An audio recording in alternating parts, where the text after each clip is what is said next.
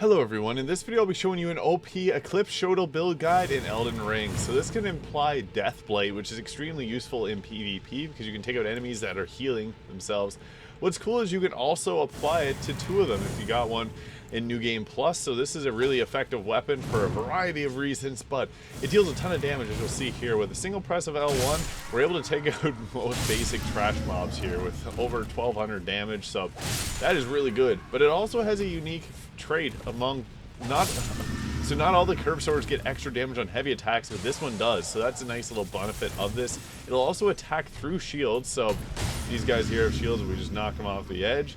But this build will be at level 150, so at level 50 we have 50 vigor, 30 mind, 28 endurance, which allows us to equip armor that gives us 56 poison and medium roll, 10 strength because that's the minimum requirement, 45 dexterity, 10 intelligence, 45 faith, and 16 arcane. So that is a good number of stats to go for. I'll just get deeper into the build in a second here now we take care of that albinauric. So I like to go with the Rod and Wing Sword Insignia and Millicent's Prosthesis, as this will boost our dexterity up to 45, as regular only 40. So these will increase damage as we continue to attack. The Shard of Alexander is good, but even the Carry and Filigree Crest, because most times you're just going to use it to buff up your weapon. But what's cool, if you press L2 twice, you can actually do an attack with it, so I'll show you that as well. So you can go with Carry and Filigree Crest, or even the Claw Talisman if you want to use jump attacks, or the Axe Talisman if you're going to be going for more of the charge attacks, because it does hit really hard. So this is the attack here. You can press it twice and it'll deal Deathblight buildup, which is really good. It does about half of the full bar whenever you do it that way, and this thing hits really hard, but the charge attacks are really good for it as well. This is without any buffs, but we're obviously going to be using our classic Flame Grant Me Strength, so use that to boost up your damage.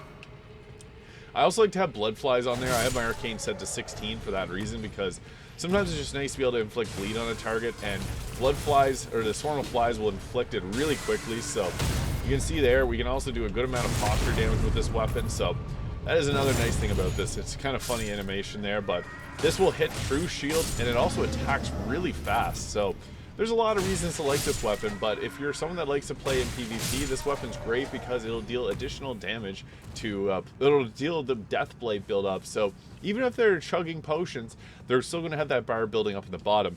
Now, if you do it that route, they may start to run away whenever they see the Deathblight building up, so you may want to have something that can counter that range. So the DLC has new Smith script weapons that are really good for that. But typically what we want to be doing is setting up, so doing our two-handed, putting this in the offhand, and then bringing back out this one, and then putting it on our main one.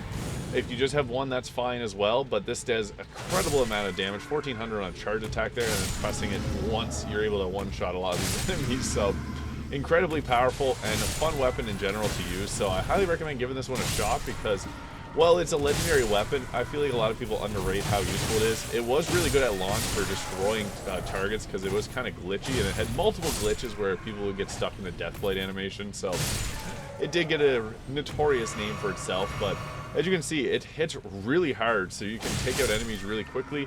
And also that charge attack there is really good. It has a multiple hit attack, so you can go in with a charge attack and hit multiple times with this weapon, 4 times. So that is really good. We just bursted them all down really quickly. So that is the Eclipse Shotel in Elden Ring. If you found this video useful, please hit the subscribe button below. Thank you so much for watching, and I'll see you all in the next video.